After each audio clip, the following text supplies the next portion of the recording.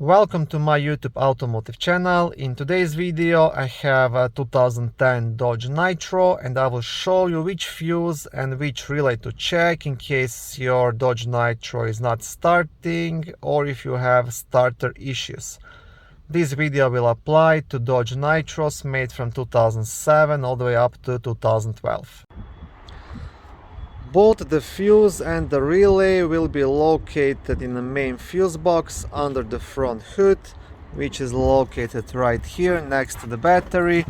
Now to lift this cover you will have two black tabs, one here, so just want to press onto each of these to unlock it and then lift the cover straight up.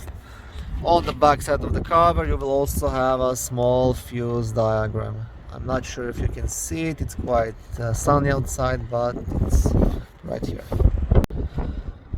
Starter fuse, it's a fuse number J17, which is a 40 amp fuse located up here. And the starter relay will be located here in the middle.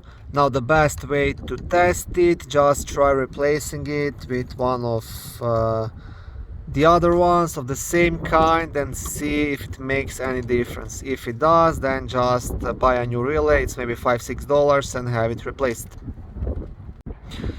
If both the starter and the relay are good, then you can start looking towards the starter itself, test the power to it and test the starter. If it fails, then you know you have to replace it.